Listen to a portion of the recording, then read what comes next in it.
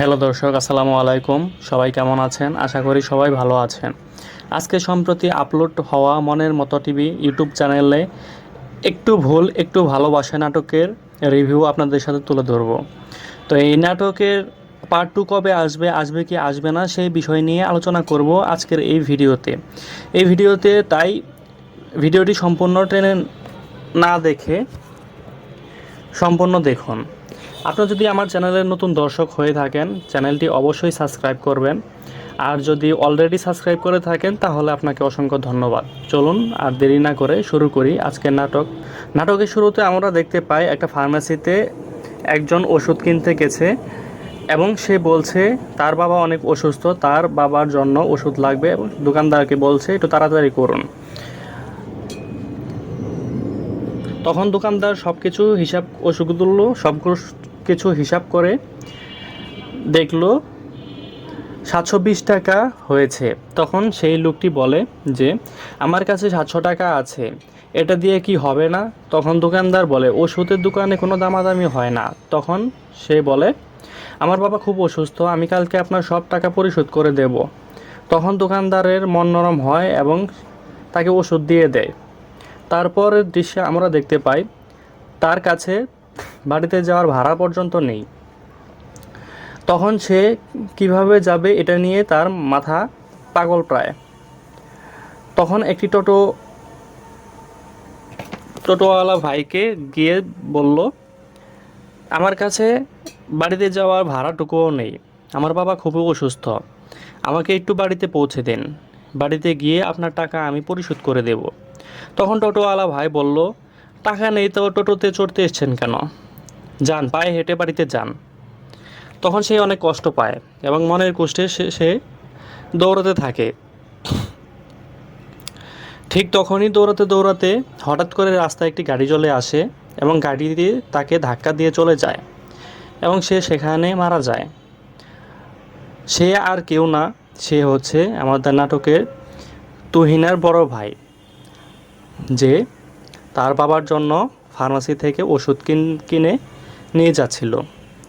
তুহিনা আর কোনো উপায় না পেয়ে মানুষের কাছে হাত পাততে থাকে, কারণ তার মাথার উপরে ছায়া ছিল তার বড় ভাই। তার বড় ভাইও দুনিয়া ছেড়ে চলে গেছে। তাই সে আর কোনো উপায় না পেয়ে মানুষের কাছে হাত পাততে 2, 4, 5 টাকা যে যা পায় তার কাছ থেকে নিতে থাকে। ঠিক তখনই আমরা দেখতে পাই কিছু বখাটে তাকে উত্তপ্ত করে এবং তার সাথে খারাপ ব্যবহার করে এবং তখন পিছন থেকে একজন এসে তাকে রক্ষা করে। সেই বখাটে হাত থেকে তুহিনাকে বাঁচানোর পর সে আর কেউ নয়, সে হচ্ছে আমাদের নাটকের নায়ক আগুন। তো আগুন বলে তুমি এত সুন্দর মেয়ে হয়েও মানুষের কাছে কেন হাত পাচ্ছ? তখন তুহিনা বলে আমার বাবা অনেক অসুস্থ, প্রত্যেক দিন একটি করে ইঞ্জেকশন দিতে হয় আর তার দাম পড়ে 700 টাকা করে, সেটা প্রত্যেক দিন দিতে হয়, তাই আমি কোনো উপায় না পেয়ে মানুষের কাছে হাত পাচ্ছি।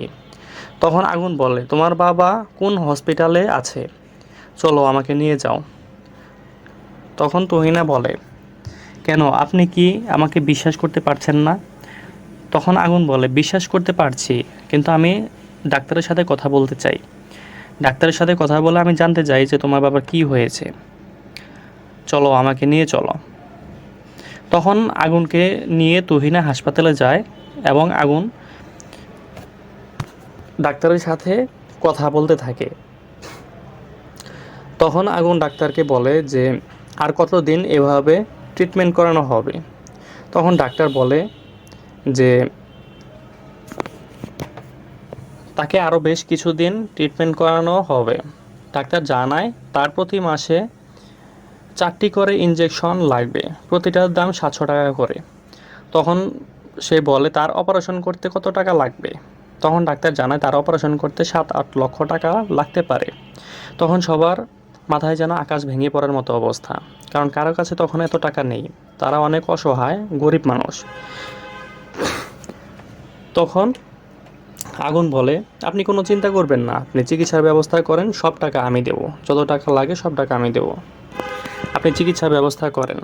তখন তুহিনার মা বলে বাবা তুমি এতগুলো টাকা কিভাবে দেবে? তুহিনা তখন বলে আপনাকে অনেক ধন্যবাদ, আপনি আমাদের পাশে এসে দাঁড়িয়েছেন, আমাদের এত বড় একটা উপকার করেছেন, আপনার এই ঋণ আমি কখনো পরিশোধ করতে পারবো না। তখন রিয়াজ বলে, আমার বাবা বিনা চিকিৎসায় মারা গেছে আমার চোখের সামনে, আমি আর কাউকে আমার চোখের সামনে বিনা চিকিৎসায় মরতে দিতে পারি না। আমি তার জন্য কিছু করতে চাই। এবং তারপরে আগুন সব টাকা দিয়ে দেয় এবং তুহিনার বাবাকে সুস্থ করে